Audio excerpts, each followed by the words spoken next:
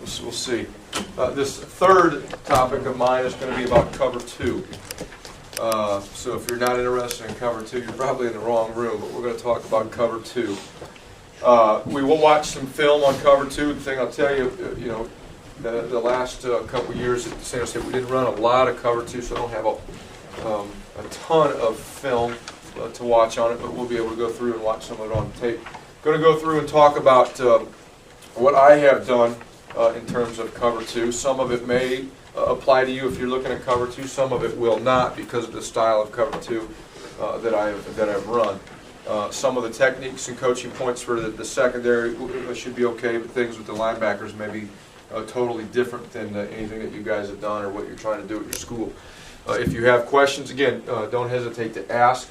If there's something I'm talking about or saying that's unclear, or you want to know how, if you were doing it in a different scheme or system, how I would do it, feel free to ask, okay?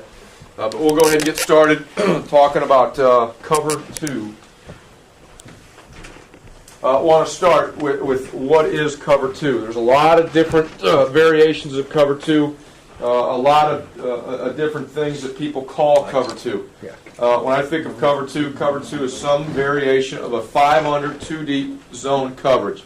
5 underneath defenders, 3 linebackers, 2 corners, and 2 deep safeties. Again, there's a whole bunch of different variations, but that's what I consider cover two. Cover two became popular as a response to short, quick passing attacks used mostly by West Coast offenses. Today, again, there are many variations of cover two, and we'll kind of just go through those briefly. All right. Here are some variations of cover two. These are things in my terminology, my language. Again, some of it may apply to you, and you guys may be doing it, some of it may not. A two-read, it's a soft cover two. When I talk cover two, when I teach cover two, most of it's a hard jam, rolled up corner, trying to get a jam and a reroute on number one.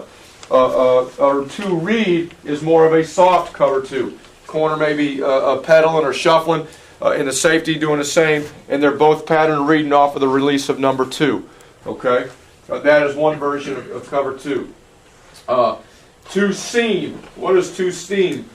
Two seam, again, a corner can roll up, try to get a jam and a reroute on the number one receiver, safety over the top. The difference is how you handle the vertical route of number two. In two seam, as I call it, if number two is vertical, an outside linebacker will be running with number two vertical. Corner in the flat, safety over the top, linebacker carrying number two vertical. Okay? Two buster and two cup, those are variations of cover two that mostly are done in the NFL. Again, they're pattern match stuff where things are done based on the release of certain receivers. What I have run, and it was really popular a few years ago. It's starting to taper off a little bit for different reasons because of the spread offenses so much, but it's Tampa cover two. Some of you may know or not know what that means. Tampa 2 is a hard corner on the outside. Corner rolls up to try to jam and reroute number one. Safety, both safeties are in the deep halves, but it's the difference of what you do with your linebackers is what makes Tampa 2 and a normal traditional 5 under 2 deep different. Okay, in cover 2, there are 3 weaknesses, 3 soft spots in terms of coverage. It's the 2 void areas down the sidelines between the corners and the safeties, and it's down the middle of the field between your safeties and your linebackers. When you talk about running cover 2, you have to decide how are you going to take care of and protect those void areas within the coverage. Tampa 2, the corners have to shrink the voids down the sidelines to help balls be thrown high so the safeties can make plays, and the Mike linebacker protects you down the middle of the field to make balls thrown high so the safeties can make plays. And that's what I have run. Two seam and some of the other ones, when you talk about those vertical areas, well, if an outside linebacker is running vertical with 2, he's going to protect down the middle between the 2 safeties. So those are variations that you can run or may have run in the past or seen run somewhere. Okay, so when we talk about cover 2 variations, those are some basic ones. Again, just it starts the old traditional, just your 5 under 2 deep sort of a deal. But these are some things that people do. In my talk, I'm going to talk mostly about the Tampa 2 stuff, okay? And we'll go through that a little bit. Okay? Tampa 2 or cover 2 in general. Theory, 2 deep, 5 under zone coverage. Okay, 2 deep safeties, 5 under zone coverage. Cornerbacks are rolled up on the wide receivers to try to get a jam and reroute. Safeties have the half field coverage, and this is the main difference. The Mike linebacker has a middle run through. And I'm talking about he runs down the middle of the field once pass shows to try to protect between the 2 safeties. Well, in cover 2, you have, again, 5 underneath zones. You're vacating one of them with the Mike backer, right? What do you got to do with your 2 outside backers? You've got to change their drops to be able to take care and cover that short underneath zone where the Mike just vacated. Typically, in a cover 2, you've got your 2 curl players outside backer, you've got your middle backers and middle hook player. Again, where are you weak? You're weak down the middle of the field between the 2 safeties. Here, we're running the middle backer down the middle. We've got to compensate with the 2 outside backers. They're not true curl droppers. They backpedal, and they adjust based on where the quarterback's looking. Okay, so that's how you cover the voids down the sideline, down the middle of the field. Okay, strengths of it, of cover 2, very good versus quick passing attacks. We talked about that. That's how cover 2 really became a popular coverage because of the short, quick passing attack from the West Coast offenses. The other thing that teams run cover 2 for, it neutralizes dangerous receiving threats. If you got a bad matchup with one of your guys against one of their cats, and you're going to need to give yourself some help. You're going to need to roll up and jam and play a guy over the top at times to help yourself. Can't always just sit out there and play man or play cover 3. You're going to put yourself in a lot of one-on-one situations if you're not very talented. Now, you can't do it all the time. We'll go through the weaknesses, but it gives you a chance to do that. Another strength is the outside run plays. It's not great versus the inside run plays, but the outside run plays where you're pushing the ball to the rolled-up corners, you have a chance to survive. Weaknesses of cover 2. The downhill inside run game. When you talk about defending 2 backs in a tight end type of formation, pro-style offenses, the downhill run game with ISOs and things like that, you're short a defender. You got 7 guys to defend 8 gaps with 2 high safeties. You have little issues. You got to do line games. You got to try to make the ball bounce to the outside if you're going to run cover 2 against a pro formation style offense. So that's obviously a weakness. How do you, again, compensate for it? Move people, move D-line, try to make the ball bounce. We talked about this already. Another weakness in the throw game, vertical holes along the sideline and down the middle of the field is a weakness in cover 2. The thing that you always hear guys talking about, well, roll up and cover 2, how in the hell are they completing passes to the flat? Well, if you're going to get hurt somewhere in cover 2, you better make it be to the flats, the short flat zones. Okay, I would much rather have a corner shrinking the void down the sideline, break and react and make a tackle in the flat than have a corner sitting here taking away the flat and they hit you down the sideline for a 20, 25-yard play. And that's what will happen if you just sit your guy in the flat to take that away. Okay, so cover 2, yes, you get a jam and a reroute, but you're not necessarily defending and taking away flat routes. Okay, you're defending the sideline first and breaking back on those routes into the flat. Okay, here's a look at it alignment-wise. Got some things on here. It's a pro formation. Closed call, that's the directional call of how we'd set the front. We always set everything to the tight end. Corners are cloud players rolled up to the flat. Safeties are deep half. And then we've got the linebacker, drops there. You've got a hook drop, a seam drop, and a middle drop for the Mike linebacker. That just kind of gives you a picture about what it looks like. Got a 6 technique, what we call a 6 technique. We've got a guy head up on a tight end, defensive tackle in the 3 technique, a nose guard in the shade, and then a 5 technique, open side end. And then the 2 deep shell by the safeties. Okay, if we were to play against slot, those are the alignments. Okay, again, the corner and the free safety are playing half the field. Sam walks out, Mike and Will slide over. Corner slides into a 2 LOS or a D2 alignment, which means he's 2 by 2 off the outside shoulder to the tight end. And in the safety there, when you hear me say C7, C9, C8, means he lines up in the C gap 8 yards deep. As I'm going through this, when you hear me say things like that, guys, it's not necessarily something you need to do, but I think it's important as you're talking your defense and your alignments to come up with specific alignments that are easy for your kids to understand. That Mike and Will right there, they're lined up. You know what their alignments are? Stack A and stack B. Simple as that. You stack your ass in the A gap, you stack yourself in the B gap. I've worked with a number of different people and heard a number of people talk about their different alignments for their backers and their secondary, and they make the stuff complicated. 41, 42, 40, all this stuff. Hey, get your ass in the A gap, you get your ass in the B gap and play football. Okay? Strong safety, get your ass in the C gap, 7 yards deep. Okay? If you can do that, it'll help your kids understand their alignments and simplify things for them. Okay, we talked about this a little bit, but talking over defense is a 3 technique, a defensive tackle to the tight end, a 6 technique, a 3 technique, nose guard that's in the shade on the center, and an open side defensive end. Mike, and Sam, their alignments will vary based on formation.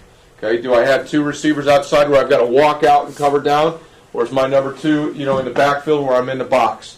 Okay, strong curl, weak hook, and the middle run through, for their pass responsibilities. Okay, in the secondary, cloud technique. When you hear me say cloud technique, that means corners rolled up to the flat. He's going to get a jam and a reroute. He's going to be the primary support player on the run, and that's what cloud technique means for me. Against the pro formation, he'll line in a squat. He's 1x5 on the outside of a normal split wide receiver. We're going to get square. Everything we do with our corners, and we talk about cover 2. We run a lot of off man. If you were here earlier and saw someone, we run some cover 3. We align off with outside foot up, inside foot back. We want to move to a squat alignment where we've got a squared stance, inside foot to outside foot of that receiver. Okay, we're at 4 to 5 yards off that receiver, so we can execute that jam and reroute. But that's what I mean there. Strong safety lines to the left-right call. He lines up 2x12 off the core, the end man on the line of scrimmage, and slot, be C9, C-gap 9 yards deep, or C-gap 7 yards deep. And again, if there's anything else you want me to talk about or clarify, guys, don't hesitate to ask. I'm trying to make this as simple as I can and relate to what you guys may do. This is where we'll get into the stuff with cover 2, mostly with the corners. Okay, I'll talk a little bit about linebacker stuff, but I want to talk more about the corners. They're very, very important in your success in cover 2 because they have to execute the jam and reroute. It's not always going to happen, but if it doesn't happen, they have to react the right way. First of all, move to a squared stance 5 yards deep with inside foot to outside foot of the receiver. Responsibilities. Number 1 priority for a corner in cover 2. Never, ever, ever allow number 1 to get down the sideline untouched. Okay? Never, ever allow number 1 to get down the sideline and untouched. Got 2 half field safeties. You want to try to get that guy to release inside and funnel him to that deep half safety. Now, when you watch tape and if you run cover 2, you're going to know that doesn't always happen. That guy's going to get outside of you at times. Okay? If he does get outside of you, you've got to make him release flat and work to get down that sideline. And then you can turn and shrink the void. But number 1 priority, never let that guy get down the sideline without being rerouted. Okay? Versus pass. Work laterally in the direction of the receiver's release. Do not cross over. Okay? What do I mean by that? You can stand up for a second for me, Coach. Move laterally in the direction of the receiver's release and never cross over. Okay? Coach is the receiver. I'm the corner. I'm lined up inside foot to outside foot. Okay? I'm keying the receiver. If you were here earlier, you heard me talk about man eyes and zone eyes. Okay, zone eyes is keying the quarterback, man eyes is keying the man. I'm not playing man-to-man, but I've got to key this guy if I want to get a jam and a reroute on this guy. I'm 5 yards off of him. If I'm looking in here first to here, he's going to be by me. So to get a jam and a reroute, I've got to key this guy and be able to react to his release. Okay, there's really 3 things that this guy can do. He can release inside, outside, or he can try to release vertical on what I call a China route. Okay? If he releases inside, I want to work laterally in the direction to his release. Okay? Notice I didn't cross over. I want to step and replace. Short, quick step, step, replace, step, replace, step, replace. Stay in square. Okay? Not clicking the heels. A lot of guys in cover 2, he goes inside first movement, they want to go right here. Cross over. Okay, they get themselves in a bad position because that guy double moves you, works back to the outside, you can't redirect. Okay, guy releases outside. I want to work laterally in the direction of his release. Again, not cross over. On the outside release, depending on how much room there is between him and the sideline, you may get into a side run and then flip back inside. Don't like it, but it happens more often than it does on the inside release. But as a corner, work laterally without crossing over in the direction to the guy's release. Okay, yeah. Coach, you said that they're responsible for basically contain or force on the run. Yes. Where do they get their key for that? Same thing from that man. Okay, if it's a run, what do you think that guy is going to do? He's going to come out and try to block you. Okay. Now there are some other things that guys do, and I've done this plenty, but it negates to me what you're trying to get out of cover two. If a corner is a force, a support player, and again there are a ton of teams that do this. They'll roll the corner up, but they'll do it with some more depth. I talk about being at 4 or 5. Okay, so I want to get that jam and reroute. If it's a run, I want to make that block happen fast so my deep half safety can trigger and get involved in the run. You always say, well, the guy's a deep half defender. How the hell is he going to get involved in the run? Well, he's going to play run if it's run because that guy's telling him it's run. If that guy blocks the corner, it's not a pass. So that safety can trigger and he can get involved in the run. Okay. What some teams do is they'll play the corners deeper at about 7. And what they're doing is they're playing with inside leverage instead of outside leverage. And what they're doing is they're keying the end man on the line of scrimmage. If you're a corners team and you're using the safeties involved in the run and the corners are deep or responsible for play action pass, those safeties are down low, they're keying the end man on the line of scrimmage and they get involved in the run. Some teams that involve the corners inside, they play the safeties over the top, they play their corners inside, they're keying the end man on the line of scrimmage just like the safety did in a quarters. Okay, he blocks, he's knifing inside and trying to make the play. Okay, that's good, okay, but you're not going to get that jam and reroute on that wide receiver if you do that. So you're robbing Peter to pay Paul. You got to figure out what you want to do out of it, okay? And that stuff's all good. There's times I do that. I call it a slant technique. And when I say slant technique, that puts the corner in inside position. Their outside foot to the inside foot of the receiver. Now that allows him to knife in and be more aggressive on the run. So you can do either one based on what you're trying to accomplish. Okay? But most of what, and I'll be completely honest with you guys, when we talk about cover 2, for me, cover 2 is more of a third down pass defense than it is anything. Very rarely, unless it's a really, really good throwing team and they like to throw on first down, am I going to be running cover 2. Because we want to get those safeties involved in the run, whether it be with an 8-man front with some man free or cover 3 or getting both safeties involved. But on third down, when you want to get those guys to roll up and reroute and you get those D-linemen wide where they can rush the passer, that's more of what this type of cover 2 is for. If you want to be able to stop the run in cover 2, by all means, yeah, you can do it, but you better get those corners lined up inside where they're knifing or you're going to be short on the run game. When we watch some of the tape later, you'll see it's mostly third down throw game stuff. A little bit of some run game, but mostly third down. Okay, again, here are the 3 types of releases that I talk about mostly in cover 2 with the corners. One is the outside release. Okay, call it a must fade release. Keep square and shuffle laterally outside and force the wide receiver flat. We want to try to get the guy to release inside and funnel to the safety, but I'm telling you guys, after years of doing it, it doesn't happen very often. Okay, if he wants to release wide and outside, that wide receiver will release wide and outside, which is fine. Okay, as long as you force him wide and force that receiver flat before he can get up the field, you'll be okay. Okay, force him as wide as possible. Now, here comes the most important thing. Post your outside arm in zone, turn back inside. Be sure to carry him with vision to the quarterback to shrink the void between you and the safety. Okay, Coach, stand up real quick for me, please. Okay. Ball's in there to the left. All right. Got a deep half safety. This guy wants to release wide to the outside and get down the sideline. I'm going to work like hell, shuffling laterally to the side, in the direction of the release of the wide receiver. At some point, I've got to make a decision. When do I post and do I flip? Okay, a lot of guys have a tendency to do this. They think you're going to get a two-hand jam on this wide out all the time. They run, they turn their shoulders, they turn their back, and they start to try to two-hand jam the guy, and then they flip back inside. Well, they've lost any vision back inside. Number 2, number 3 come to flat, quarterback's shoulders turned, he throws the ball. Okay, I want to try to stay square. I'm going to one-hand jam. I'm going to post my outside arm. Okay, I'm going to flatten him and make him release wide to the outside. I'm going to post my outside arm and flip back inside. Okay, now I've got vision on the quarterback. I've got vision on any threats. Now I'm going to cross over, run, and carry this guy a little bit down the field so I can shrink the void between myself and that safety. Because if I jam and I sit right here in the flat, that safety's backpedaling. Got a lot of grass between us, right? That quarterback's going to be able to hit that in that void area.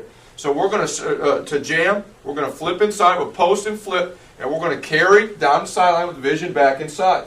Again, where do I want to get hurt in cover two? If I'm going to get hurt, I want to get hurt up here in the flat. I do not want to get hurt down the sideline. I do not want to get hurt down the middle of the field. Okay? So whatever type of cover two you do, whatever structure you have, those are the three areas you have to try to defend. Down the sideline, down the middle of the field. How am I going to do it? I'm going to post, I'm going to flip, and I'm going to crossover run. When I get to that about the 12-yard area, now I'm going to start to choke it down. Long stride, short shuffle. I'm going to start to choke it down because now I've put myself in a position. If he wants to throw it down the sideline, I can now take off and make plays or make it a high throw for the safety. And now I'm also in position, if he wants to throw it to the flat, I can plant my foot and come back down. And if they make the catch, I can make an aggressive tackle and limit any yards after the catch. Okay, that's how we play the outside release. Work laterally, shuffle laterally, post and flip, zone turn with vision back inside on any threats on the quarterback. Okay, what I'm looking for on that out cut and when do I plant and drive? Hey, that quarterback's his shoulders turn and that front hand comes off. I'm going to plant and drive.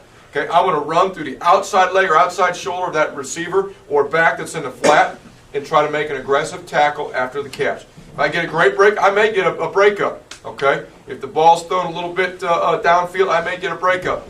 But at worst, it'll be a throw, a catch, and a physical tackle for no yards, but I protect it down the sideline. Okay, versus an inside release. Again, shuffle laterally, inside in the direction of the release of the wideout. We talk about inside release going no more than 3 steps. Okay, if the receiver continues inside, do not chase. He has rerouted himself. So if that receiver goes 1, 2, 3, okay, there's no reason for me to continue to go inside with him. He's already rerouted to the backer. He's already rerouted to the safety. Okay, at that point, what do? Okay, from there, we hinge. I call it a hinge technique. We hinge at a 45-degree angle, working to get width and depth. Okay, let me show you what I'm talking about one more time here. Okay, ball's in there. Inside foot to outside foot. Man eyes, vision on the receiver. He starts to release inside. Laterally shuffle in the direction of the receiver's release. If he continues to go, I go 1, 2, 3. Hey, he's rerouted himself at that point. Okay, now again, where's the weakness in cover 2? It's on the sideline, right? I need to get back out and down that sideline in case there's any type of a threat. So at that point, now I'll throw my inside elbow to try to get my hips open. I'll depart at a 45-degree angle. I call it a hinge technique. I'm working to get width and depth back to the sideline with vision back inside to play any threats. This guy can release inside vertical and back out to the corner route, and we've got to be able to protect against that. If I squeeze and I just sat, I can get out leverage, or we can get beat back on the sideline between me and the safety. Okay? Outside release. Shuffle laterally, post, and flip with vision back inside. Shrink the void. Inside release. Shuffle, hinge for width and depth at a 45 again to get back outside. I'm going to long stride, short shuffle with vision on the quarterback. What I'm looking for is, again, the shoulders to turn. The shoulders turn, I'll plant and I'll break back to the flat. If I'm getting hurt, that's where it'll be. Not down the sideline where we give up big plays. Okay? Does that make sense? Coach, when you're hinging with your back to the sidelines, correct? Yes. Always hinging with vision back inside. One of the things you'll see young players do in cover 2 is they start to squeeze, they'll start to squeeze. First thing they do is they turn back this way trying to find it. Okay? They lose vision on things. You want to be able to zone turn. Always turn to the quarterback so you can see back inside. Yeah. After you route them stuff, why wouldn't you just go straight back and get depth on it? Well, You had a threat from number 2. we'll get depth because you don't know where your threat's coming from. Okay, we want to get depth, but we also want to get width back to the sideline. Okay, because if I squeeze inside, that guy goes inside. What happens a lot of times, the combination, you've got number 2 to the flat, one's going inside vertical and back out to the sideline. If I squeeze and I go straight back, I can get out flat to the sideline. They can throw the ball over the top of me. So it's width and depth as I work back to the sideline. Because again, what are you trying to protect? You're trying to protect the sideline. If I'm going to do that, I need to get back to that area. Okay. So we talk about hinge technique, squeeze and hinge, working for width and depth at a 45-degree angle. Corner must run with wheel routes. Okay. What does that mean? If number 1 releases inside and vertical, number 2 comes to the flat and turns up down the sideline, the corner again will hinge and run with the wheel route, keeping everything inside and in front of them. Okay. Be alert for opposite colors you squeeze and hinge. As I've talked about pre-snap recognition as a corner. I line up, again, I don't give a shit what type of cover 2 you're running, whether it's this type of cover 2 or something else. If you're rolling up with the corners to jam and reroute in cover 2, this stuff applies to all of it, okay? One more time, Coach. Okay, as I line up as a corner, one of the first things I've got to recognize, how many threats do I have? Do I have 1, do I have 2, or do I have 3? It tells me a lot, okay? I need to know that. Because if this guy releases inside, I'm squeezing him, and I have a fast threat to come start to cross his face, I've got to get off. I've got to hinge, and I've got to get width and depth right now, because this guy may be a threat down the sideline, right? What am I trying to protect? I'm trying to protect the sideline. That guy has already rerouted himself. I've got to hinge and work for width and depth. Now, if there's a tight split between number 1 and number 2, where I've got a fast number 2 threat to the flat, I may not even get a reroute on this guy. Okay, I may hinge right on the snap. If it's a bunch formation, 3 guys in tight, we don't jam and reroute number 1. We line up. First thing we do, we hinge on the snap for width and depth because I've got a fast threat from number 2 or number 3. Okay, so pre-snap recognition is important. Yes, I want to jam and reroute this guy, but if I've got fast threats or as I start to squeeze, I see opposite color jersey cross my face, I need to hinge right now and get ready to protect the sideline on a wheel route. Okay? Okay, the third thing there is what I call a China route.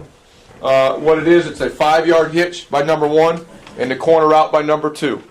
Okay? 5-yard hitch by 1, corner route by number 2. So I get the outside release, I get the inside release, and I get the China release. Very rarely are you ever going to find a receiver trying to release vertically right through that corner in cover 2, are you? That guy's going to try to go outside and around you, or he's going to try to go inside and around you. And the other one, he'll attack you, and then he'll sit at 5, try to get you to sit, and get that corner route right in behind you. Okay? Natural reaction has to be hinge right now. Depart at a 45 with width and depth when that guy sits at 5 to help on that corner route, and then break back down on the China route, breaking through the outside leg and shoulder. Okay, so those are the 3 releases that you have to talk about. You have to work with your corners in cover 2. If those 3 things break down, one of those 3 things break down, you're going to have problems in cover 2 if you choose to run it. Any questions on the corners at all? Okay, it's important that we shuffle laterally. We squeeze and hinge, we post and flip, and we get our eyes back inside. Some guys will coach. When you zone turn, I hear it all the time. Hey, what's number 2 doing? Is number 2 running to the flat, jump him? Okay? I don't talk to our corners about reading routes at all in cover 2. Yes, we're reading number 1 to get that jam to reroute, but from there we're reading the quarterback. If he's looking down the field, I'm going to continue to sink down that sideline. Okay? Once he turns his shoulders, now I'm going to plant and drive and come back and play the flat. But that's the way I teach it. It's not a route reading cover 2. It's more of a true zone where we're going to defend areas of the field and we'll react to what the quarterback tells us to do. Okay, safety rules. And they're a lot easier. They can be as complicated or as easy as you want them to be. And over the years, I've gotten a little more complicated with the safeties as I've had guys in a certain system and understand the concepts. Okay, safety rules, a line 2x12 off the end man on the line of scrimmage. Work to a depth of 14 by the time the ball is snapped. Okay, why do I want them to be at 14 by the time the ball is snapped? Some guys will have them at 12. I put them at 14. Couple reasons. All right, the more depth that the safety has, the more controlled he can come out on a snap. Or he can even flat-footed stand in place for a little bit, pop his feet in place with more depth. The more depth he has, he's not going to feel stressed down the field from receivers. Okay, he can be more controlled in his back pedal as he's going to his deep half. The tighter he is, the faster he's going to have to get out of there, the more stress he may feel coming down the field as wide receivers try to threaten him vertically. All right? The next thing that happens, cover 2 obviously is not great versus the run, right? Because you've got the DB corners outside, you've got deep half safeties. How do you get the safeties involved in the run? Okay, I get them back at depth. On the snap, I have them key number 1. So I'm right here, QB to 1. Ball is snapped. That number 1's telling me what to do. Why do we have the corners up at 4 or 5? Because that wideout's got to declare what he's going to do a lot faster. Okay? The deeper he is, the more time that wideout has to screw around, whether he's trying to release or he's going to stock block. The tighter you get that corner, the faster that receiver has to declare. The faster that receiver declares, the faster you can get that safety involved in the run. Even from 14, okay, and from my experience, even at 14, if that guy is playing flat-footed, gets a great read where number one's blocking that corner, he can run the alley and make plays, 2 or 3 yards from the line of scrimmage. And from cover 2, that's pretty damn good. Okay? So you see how it all ties together and why, I do what I do.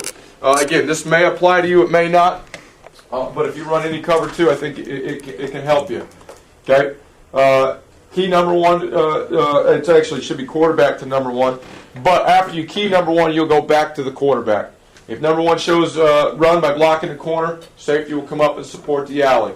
If number 1 shows pass, okay, by releasing inside or outside, trying to get around that corner, we'll work to an aiming point and play the deep half with vision on the quarterback. Okay? What I talk about to defend the field, cover 2 is a true zone. We want to defend the field. I give them landmarks on the field that they need to try to get to. For college, we talk about splitting the numbers in a hash. The college numbers in a hash. Where that'd be in high school, I have no idea. Okay? But splitting the numbers in a hash in college. I call it, I give them a landmark, but I call it an aiming point. Okay? They're going to start to work to a point. They may not get there because the quarterback may tell them something different. All right? So that terminology and that the communication is important. We talk aiming points instead of landmarks. Do we want to defend the field? Yes. Okay, this applies to cover 3 also. If you're a spot drop landmark cover 3 team at all with your underneath defenders, hey, give them landmarks where they have to get to defend the field, but talk to them in terms of aiming points. Hey, here's your aiming point. This is where you start to work. But based on where the quarterback is looking and what he's telling you to do, you may not get to that spot. You may have to start to squeeze the inner part of your zone. Okay? So that's how I talk and communicate. Hey, it's a landmark, yes. But I talk to him about being an aiming point instead of a landmark. So, with the safety, he reads pass. His aiming point is halfway between the numbers and the hash. Okay, it's decent width. Again, why can we do that? We have protection down the middle from the middle linebacker. Okay, some guys in college, their aiming point or landmark is 2 yards outside the hash. Okay, ours is a little bit wider because we have that middle protection. If you don't have it, they got to be a little bit tighter. Okay, that's something you guys have to decide. Hey, in high school, what is my landmark or aiming point for my safeties? Where it's at, I don't know. Okay, safeties. Again, I'm keying number 1 versus an outside release by number 1. The safety will work to his aiming point, and he'll get his eyes back on the quarterback. Talked about the corners reading the quarterback, right? Safeties are going to do the same thing. As I start to work to my aiming point, if the quarterback's looking away, okay, that quarterback should not have time to look to that side of the field. So back to the middle and back to this side of the field, should he? If he does, it's not a problem with the coverage. It's a problem with your pass rush. All right? It's a problem with your pass rush. If he can look there, and over here, I don't give a damn what you're running. You've got problems. Okay? You've got problems. So we tell the safeties to read the vision of the quarterback and where he's looking. If the quarterback's looking there and I'm the safety over here, hey, there's no reason for me to continue to widen. I'm going to start to work back to the inner half of my zone. So if he goes there to the middle of the field, I can make plays down the middle of the field. Okay? You guys understand that? Again, it doesn't matter what you do. I think it can carry over to a lot of stuff. If I'm the right safety and I'm working to my landmark, okay, and the quarterback's looking there, I'm not going to continue to work for width. Okay? I'm going to start to backpedal weave to the inner part of my zone so I can help make plays down the middle of the field. All right? Now, what happens if the quarterback's looking at me? Well, then I will get to my aiming point, and I'll sit there and be able to play the throws down the boundary or be able to react back down the middle of the field. But I've got to get to my area, so if he throws it down the sideline, I can get there knowing I've got the other safety squeezing to help me down the middle of the field. If number 1 does release outside, quarterback's looking your side, the safety could widen because of the threat of throwing it down the sideline. Quarterback is looking away, squeeze the inner half, most of your zone, innermost half of your zone.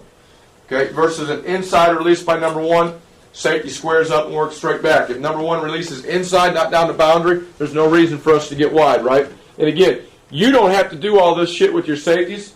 I do it because we've progressed to it. If you just want to have them read the quarterback, okay, and have them start working to a landmark and read the quarterback, hey, there's nothing wrong with that. I've done that too.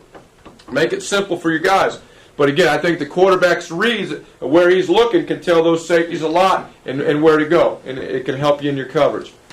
Okay, if number one eliminates himself by running a shallow crossing route, safety can squeeze to the outside shoulder of whoever number two, whether it be a wideout or a tight end. Okay, that's the secondary part of it. Which again, I think if you're talking about cover two, wanting to run cover two with a roll up, jam, and a wideout, those things will apply to any scheme. Okay, I'll go through these fairly quick. Linebacker rules because they are different. Drop back progression for your hook, curl, and seam players. Those are your two outside linebackers, either hook, curl, or seam based on the number of eligibles they have to their side. Okay, what we tell our linebackers is read through the three-step. Okay, don't go anywhere. Pop your feet in place through the three-step. Why? You're going to read run pass. You got to recognize run pass. If it's a three-step, it's going to allow you to plant and work straight inside out to the inside hip of number one. Okay, so we're popping our feet in place through the three-step. If three-step is gone, quarterback's gone beyond on three-step, it's not a run, it's a pass, it's not a three-step, it's beyond. What we'll do is start to burst in a back pedal. And again, I won't even talk about this because this is like Chinese 3, and we're just trying to learn Chinese right here. We'll back pedal, and again, we'll set and have vision on the quarterback. Just like we talked with the safeties, hey, if the quarterback's looking one way, we're going to start to cheat. If the quarterback's looking the other, we'll start to cheat. Okay, linebackers, outside linebackers, they'll backpedal. They don't open at a 45 and get set. They backpedal, again, to certain landmarks that you give them. Okay, with vision on the quarterback. Quarterback's looking there, what do? They start to cheat. Quarterback's looking there, they start to cheat. Why? Because the middle guy's out of there. Okay, he's out of there. Protection down the middle. Those guys cheat just like the safeties do. Okay, give them a landmark if you want to do that. Backpedal them to it just like you would a DB. Quarterback sets. It's a 5-step drop. He sets. They set. Why do they set? Because they want to be able to break. They want to get the feet underneath them and break. It's a lot easier to break with your feet underneath of you than it is from a back pedal. Get set when the quarterback sets and get ready to break left or right. But to do that, you have to use the term burst for depth. You read through the three-step, then burst for depth, set when the quarterback sets, and then play his eyes. So we'll stop it there with the outside linebackers. And I won't even get into much of this with you. The Mike linebacker is a middle run-through guy. Okay? The same thing. He reads through the run three-step. He's popping his feet in place for run pass three-step. No three-step. He's going to open to the passing strength of the field. Ball's on the hash. He's opening to the field, and he's getting ready to run down the middle of the field to help shrink the void between the two safeties. There's a lot of stuff you can do with that Mike backer in terms of looking for routes, flipping back to the other side to look for routes. Hey, I'd open them up, if you do it, open it up with vision on the quarterback. You've got the safeties, you've got the corners, you've got the outside linebackers, all vision on the quarterback. Safeties will cheat, corners will cheat, outside backers will cheat. Mike backer will lean on the quarterback's eyes. If he's looking that way, he'll continue to run. If he's looking the other, he'll flip back across and look for things on the other side based on where the quarterback's looking. So all of your back seven is playing off of the quarterback. He's telling them everything to do.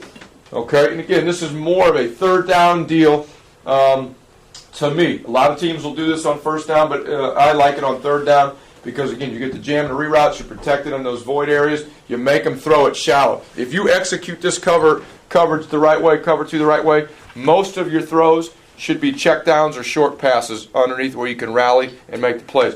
Who made this type of coverage popular? Tampa Bay. This is why it's called Tampa 2. And Tony Dungy, the Indianapolis Colts, the Chicago Bears. This is the type of cover 2 that they have run. And again, most of it's on third down situations. Okay, now we'll watch some tape there.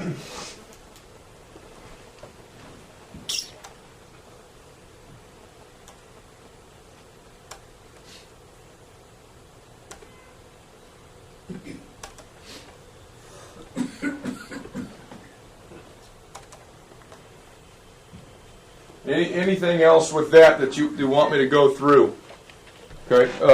We didn't run a lot of cover two. I don't have a lot of plays here, but we'll go through them and try to go through them thoroughly. If you have questions at all, ask. Okay.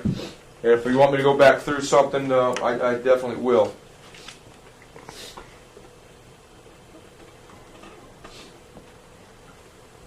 Okay, the first ones here are just a few examples versus the run. Okay, one of the things that we try to do is disguise our intent. Did a lot in this game in particular against Notre Dame because of the run game of dropping a safety into the box either on a zone blitz or cover three or man free. So you can see the slight tilt that we had with the safeties. Trying to show a high safety, trying to show a down safety. And then we'll walk back out of it.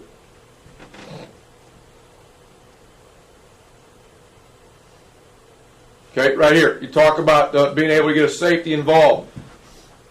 The tighter he is, the faster that wideout has to declare. That's a run. He can get involved. See him trigger? He's reading one right now. Quarterback to one. He's taking a peek at one. He sees one doing that. Hey, it's a run. I'm gone. I'm gone. Okay, over here. Okay, he's seeing one block. His vision goes back inside, flows away. He's going to start to work to be in pursuit. He is not going to go run the alley. He's not the cutback player. He's going to start to pursue in his last man pursuit angle. But this is a good look at it here. Corner will be outside. He now will force or contain the run. If it comes outside, safety will fill the alley.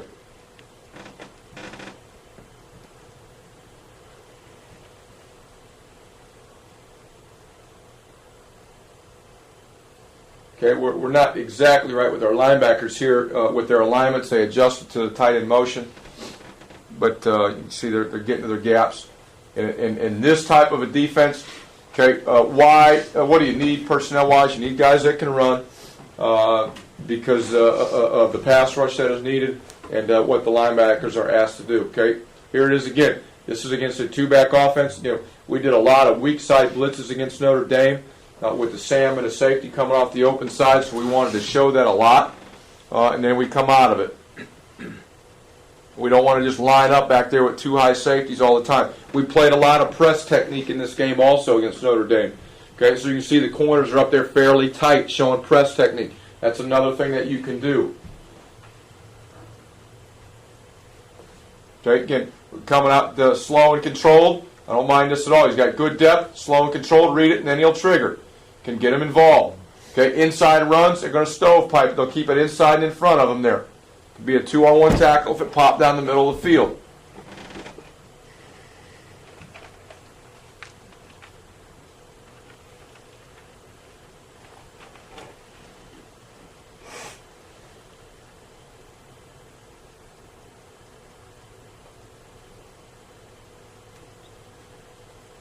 Okay, this is what it looks like against a single width formation. Sam will walk out, Mike and Will at stack A and stack B. They'll slide. We call this a D2. D gap means 2 yards outside, 2 yards deep. We call this a C9 alignment. He's too deep, in my opinion. It means he's lined up in the C gap, would be 9 yards deep. So he should be a little bit tighter. Again, this is run. It comes to tight end. He'll contain.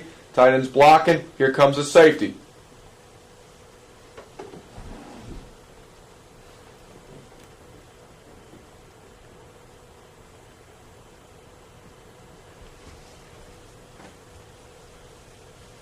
Everything's getting spilled to the outside here. Pretty good fits.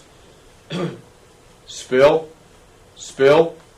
Over the top with the Mike linebacker, with the safety running the alley. It gives you a chance to survive, in my opinion, in cover two if you do that. Okay, here's a perimeter run. We said one of the things you're okay on is perimeter run. Here's 22 personnel, 2 backs, 2 tights. Strong power running game. What some teams will do if they've got a good receiver, okay, is they'll line up in this formation, try to get you to load the box with the safeties, go one-on-one with the outside. Okay, we'll load the box up, but every now and then we'll play some cover two versus it. Now here's some cover two. Corner will contain it on the outside. Safety will run the alley. Everything will be spilled outside to the safety. Backside corner, they're working the cutoff blocks. Got to squeeze to play the D gap.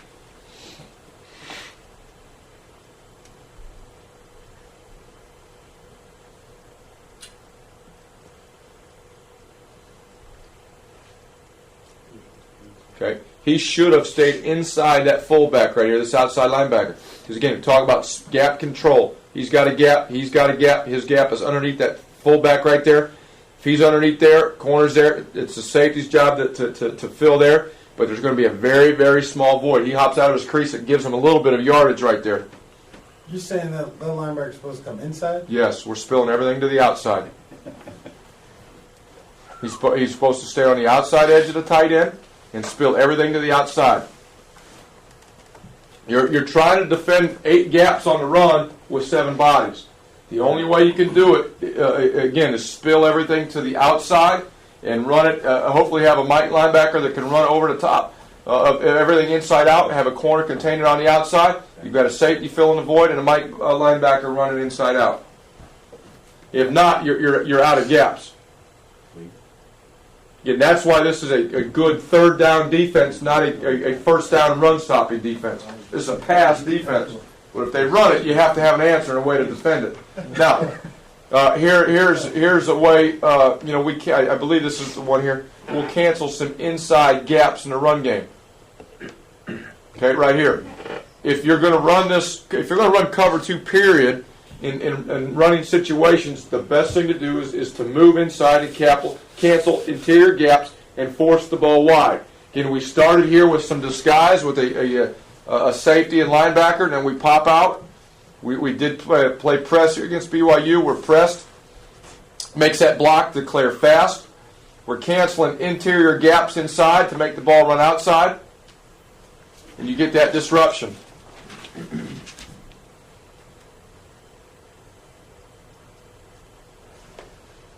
You see what that movement does for us. So here, creates confusion in the blocking schemes, ends up getting a tackle for a loss or no gain. Okay, let's talk a little pass stuff with it. Again, some of these are going to be good clips, some of them will be bad clips. We just didn't have very many, and I wanted to make the tape for teaching purposes here. So the corner's going to hinge down here. Yes, because of tight splits, right? 1, 2, and 3 have got fast threats to the flat. Corner should hinge on the snap. See him hinge on the snap? Okay, he's working for width and depth. Okay, why is that important, the width and the depth? Okay, what teams will do out of bunch, they'll run this guy to the flat, they'll run this guy on the corner. If he just gets a depth, he'll get outflanked here, get outflanked here. If he gets width and depth, or if he just gets width, he'll get us there. It's width and depth at a 45 with vision on the quarterback. Okay, up at the top. Not very good technique. He's trying to release wide the outside, but he has tried at least post and flip back inside. I'd like to see him work flatter to flatten that guy off more and make it harder for him to get down the sideline, but he is attempting to do what I want him to do in terms of posting and flipping back inside. So here's the hinge technique. There's the post and turn. Okay, now here's the middle linebacker. You've got the corner helping. You see the corner turning and running. You got the corner turning and hinging. They're protecting the voids down the sideline, void down the middle. Where we're not good here on this snap is this guy right here. Okay, quarterback sets. He's got to set. He's got to start to squeeze to his eyes. He's got no threats out there. Start to squeeze. Same thing here with this guy. They've got to protect the interior inside here when that guy vacates. Now again, that's why it's best in a third down defense, because these short passes here, they catch, you tackle, you're done. Okay? You're out of it. Big deal. They got 5 yards. Coach, are you ever concerned with the corner's relationship on one against the outside release of your corner? Like if they're ever getting back on top of them too much? Not really. As long as the corners continue. You're talking about the corner being on top of the receiver too much? Not really. I mean, to be honest with you, it's going to happen some. Like here, he's on top of the guy, which I don't really care. It's more about vision on the quarterback. What the corner's got to do when he gets to about 12 yards is he's got to start to choke his motor down. And as long as he does that, if we're in a full-speed sprint down the field, well, that's not good. But it's a crossover run till about 12 to 15, and then we'll start the short shuffle and come under control. And then naturally the receiver, if he continues down the field, is going to go by him.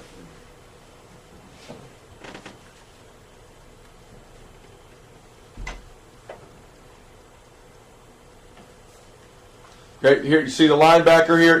He does okay, just okay, in terms of getting depth. This linebacker gets no depth. Don't like that at all. But we talk about bursting. You see him popping his feet through three-step. No three-step. No quick pass out of shotgun. Burst for depth. Burst for depth in that back pedal. Quarterback sets, I set. Quarterback sets, I set. Okay, and I get to I get ready to drive on his intentions. Here, this guy's not bursting for much depth. He's drifting. Quarterback's eyes are away. He should set. He should start to squeeze. He should be there to involved on attack a little bit faster too. But that's not a bad picture of what we're trying to get accomplished there. I just have a question. Yes. If that back goes to the flat, Uh-huh. how do you? Is that just a rally and run to? Again, yeah. Where are we going to give up routes into the flat? This corner right here. Okay. He'll post. He'll flip side run. He'll start the short shuffle right about there. Okay. If that back releases to the flat, quarterback shoulders turn, corner now is going to plant and drive to go make the play. If he catches the ball out here at 4-5, we make the tackle. Hey, so be it. That's a successful play in my opinion. If you want to take those things away and eliminate them completely, you got to play tight man-to-man coverage. Okay, but obviously we know there's strengths and weaknesses to that. The thing I want you to understand, as a football coach, you always want to think that you've got the perfect call, the perfect defense. Guys, there's not a perfect call, a perfect defense. I've never seen one yet. I've never seen any call that's going to stop everything that they're doing. What you have to do as a coach is understand in your package what are the strengths, what are the weaknesses.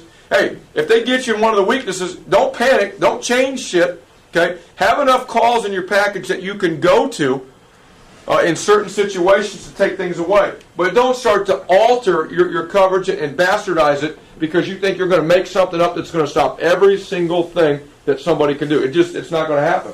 Okay. And that's one thing that's frustrating when I see that happen. Understand that everything you do has a strength and a weakness, and have a complement in terms of a coverage or front or defense that can help you with that.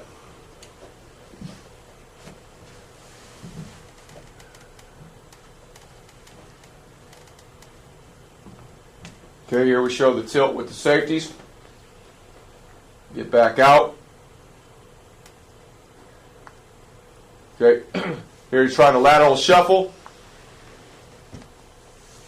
Could probably go a little bit more, but he's making that guy release pretty flat to get vertical. He'll zone turn back inside and carry the guy. Okay, down here at the bottom, we're getting an inside release. Squeeze, here comes opposite color jersey, crosses, getting ready to cross, right? Don't squeeze anymore. Plant, outside leg. Plant and drive through the outside leg. Watch the quarterback. Vision's down the field. See his shoulders turn. His shoulders turn. That front hand comes off the ball. Right now, I better plant and I better drive. I better plant and drive. Shoulders turn. Hand comes off. Ball is committed to being thrown to the flat. Plant and drive. Middle linebacker starts to open.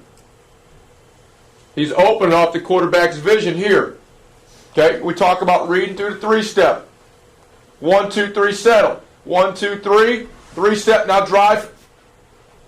Not too bad here.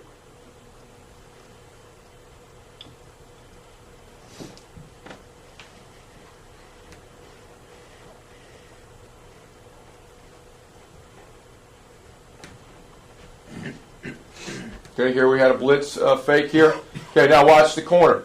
Guy squeezes to a nasty split. Z in motion here. Okay, again, tight split between 1 and 2. Is there any need to get a jam and reroute anymore? No, he's already funneled himself to the outside backer and deep half safety. He's squeezed, now he's going to start to hinge for width and depth. Okay, the thing I don't like up here, we talk about our alignment being inside foot to outside foot. You can tell from the tape that guy's not lined up with inside foot to outside foot, is he? He's going to have problems getting that guy to release inside or flatten him off enough. He's trying to work laterally. He ends up zone turning. You can see what he tries to do. He tried a two-hand jam the guy, and the guy's outside the framework of his body. That has to become a one-hand jam on the outside so he can flip his hips. If he continues to do that, he'll lock his hips and not be able to get them open. Coach, on that Z there, if they widen that Z out, would you roll up your safety to take away that slant? No. No. Again, we don't bastardize the coverage because of splits. How are we going to stop the slant? Okay, two things are going to have to happen. the corner is he's reading the release of number one. Again, we're looking at one. When a wideout goes to run a slant, he's going to go 3 steps up the field. He's going to plant that outside foot aggressively. Triggers something to the corner. Slant. Okay? Every time you watch a receiver run a slant, he runs up the field, he plants off that outside foot aggressively and goes inside. At that point, the corner is still going to be square. He is going to chase down inside from the outside. We talk about here, reading through the 3-step. If it's 3-step, quarterback eyes, he's going to run laterally from the inside out, corner squeezing from the outside in, trying to sandwich the slant route. What's one of the most dangerous routes to defend, the hardest routes to stop in cover 2 with outside leverage is the slant by number 1. Okay, it is a tough route to defend. Now, again, don't bastardize the coverage. Run different coverages. Run man-to-man. Run cover 3 where the safety does drop in there, okay, off of that look. But you don't have to bastardize the coverage because of potential weakness. I called cover 2. We called cover 2 for a reason. We want to try to keep it. But again, understand the strength and the weakness.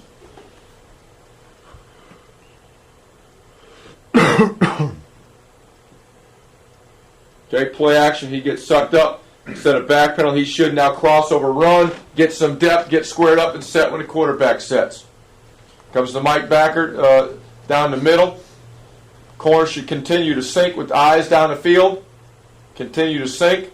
We're not very good with our linebacker here. He's out of control. He's crossing over instead of working laterally in a shuffle. He sets when the quarterback sets. We start to squeeze in a lateral shuffle. Quarterback throws the ball. He should be driving from the outside in. Should be a 2-on-1 tackle between the linebackers there. Corner here, again, we talk about corners containing the cup and the ball. Everything wants to be through the outside thigh or outside shoulder.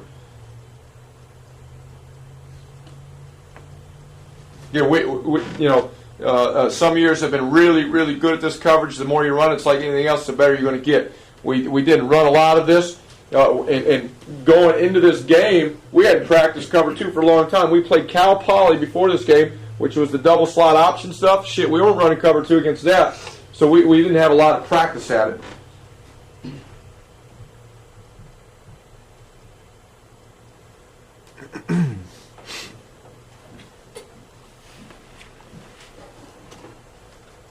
Okay, now the corners are off, and they'll roll up on the snap to a squared alignment. Okay, not good here. I don't like that. He's not playing with his feet. He's not trying to make this guy release around him one way or the other with his feet. He's just trying to two-hand jam him. Okay, here you can look up here, inside release. Squeeze and then hinge. Squeeze and then hinge. I'd like to see him burst a little bit more with width and depth to keep that wheel route by the back, inside in front of him.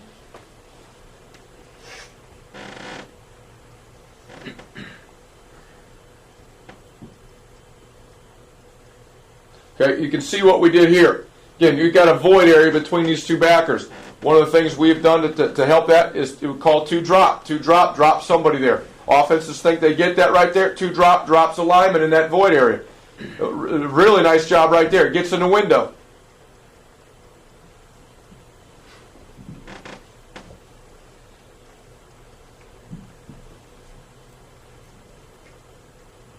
Okay, here's 2-drop again. Dropping a guy out to take the vacated area by the Mike linebacker. Okay, here we're getting too wide in our linebacker drop. He should be going straight back 1 yard outside the hash.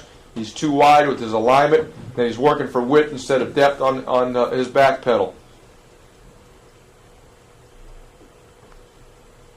Here's the check down route. They could have had, but we have the drop guy. He takes it away.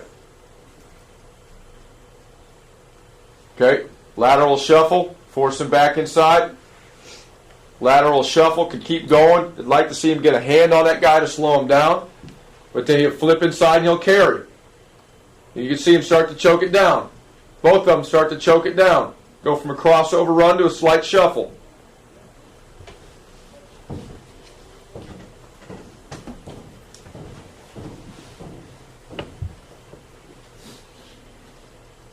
Okay, here's a blitz look.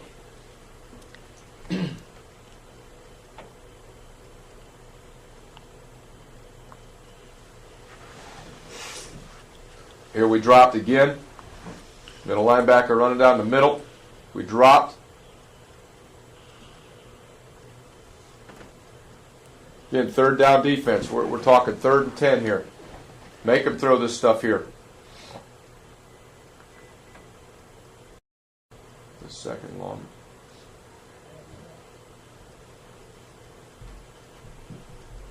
Got to balance up the pass rush a little better.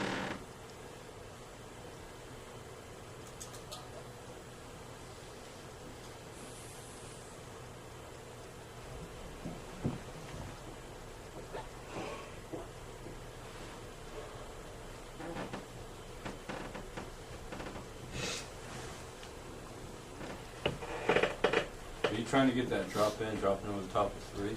Or is it just... He's trying to get midfield. We game plan who we're going to drop at times. We'll game plan, you saw against Utah, we dropped the end of the 3-man side out of empty because that's the most dangerous threat. We wanted to take that away. So we'll game plan that on who we want to drop. Is it a certain inside guy? Is it an end to a certain threat? Do we want him to address a certain receiver? General rule, he just worked midfield.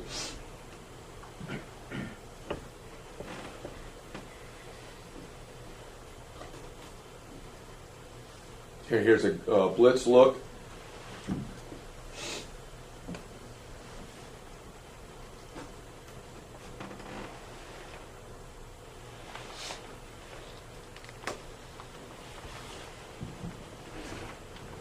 It's a pretty good look all around here. Okay, shuffle, shuffle, shuffle, jam. We'd like to see him post a little bit more. And then sink. Getting too wide with our drop here. Again, we want to backpedal. Okay, up here at the top, you'll watch this corner. You see what he does. You know, some coaches teach this. I don't necessarily teach it, but if it happens, we've got to be able to adjust with it. Here, his center field turns. He gets his hips and shoulders turned instead of zone turning back inside. He center field turns with his eyes back inside fast. What you can do. Again, I don't teach that or coach that to happen, but that's what happens. Some coaches do. Is your outside linebacker down here trying to keep that guy? He just misses him, or is he? Okay, yeah. Well, he's wrong completely. In this type of cover two, you're not working to jam and reroute number 2 receivers. Okay. The quarterback. What he needs to do, first of all, his alignment is too wide. His landmark is 1 yard outside the hash to his side. You can see how wide he is already. Okay, and now he's working for more width and allowing that guy to get inside of him. By his alignment, he should be here on his landmark. He should be working to his landmark. That would put him inside of number 2 there.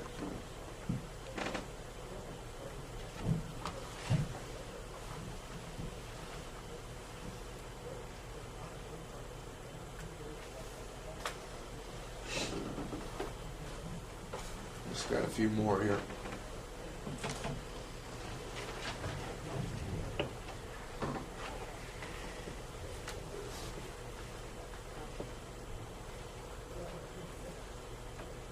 Do you want to look at the quarterback? Here, crossover weave, now he squares up. Okay, nice job by the Mike linebacker. We talk about reading the quarterback. Watch the Mike backer here. Initially, he's opening to speed receivers here, but he's going off the quarterback. Quarterback, his vision over here, watch him flip. All off the quarterback's vision right there. Nice job. Okay, right here, he's working with the quarterback's eyes. Probably still getting a little too much width. He should go straight back right here. Quarterback sets, he sets. He'd be in great shape there on that curl route, or hook route by 2. Okay, you talk about backpedal weaving with vision here. We'll look at the safety, start to work inside with the quarterback looking this way. So you can tell they've got their eyes on the quarterback by what's happening there. Mike linebacker and backside safety for sure are seeing that guy. Is your outside backer on top, is he weaving because the back sets that? Well, no, this guy's weaving because he has to get some width. Okay, because the ball's on the hash. He has to get to his aiming point.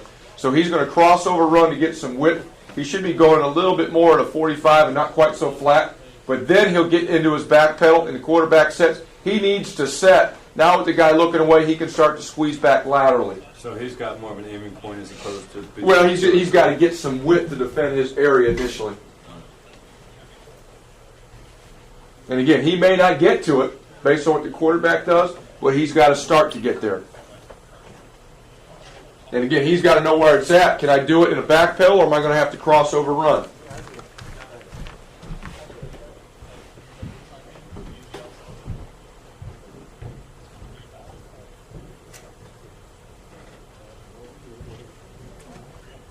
Okay, quarterback shoulders have turned again. Jam. 2-on-1 tackle.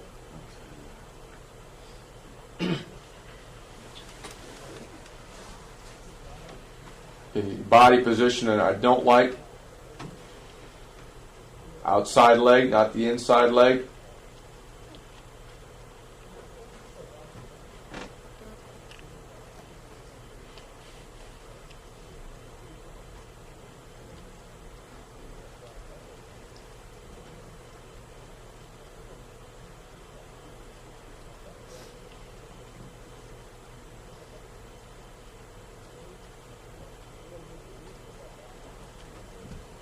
Just a couple drills on here. I don't have a lot of drills on this, but this is how I teach the corners.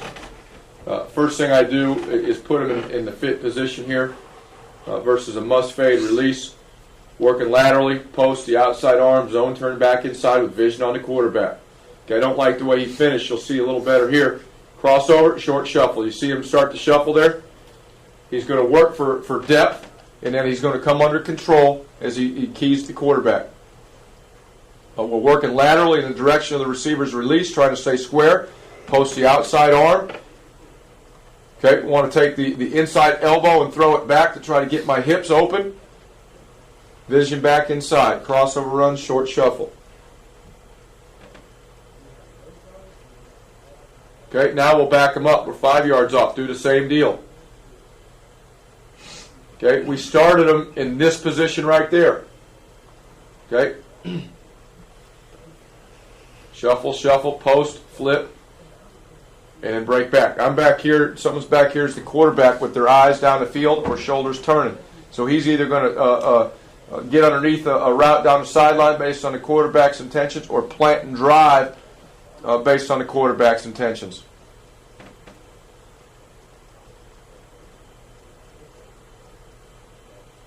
But you can see the footwork that I'm trying to get. Lateral shuffle, post, flip. Crossover run to shrink the void, short shuffle, read the quarterback's shoulder turn, he turns to the flat, plant and drive, and go make the play or tackle through the outside leg.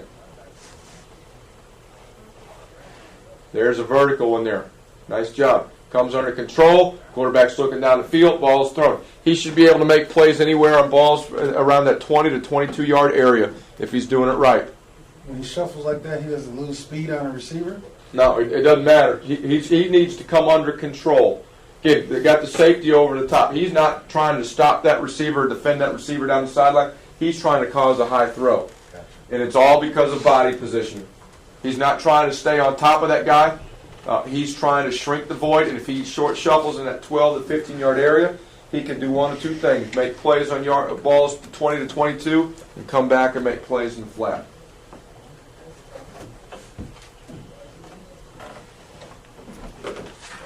Okay, now the inside release, get fit position, shuffle, and hinge. And right there, come under control. Squeeze and hinge, come under control. Squeeze and hinge.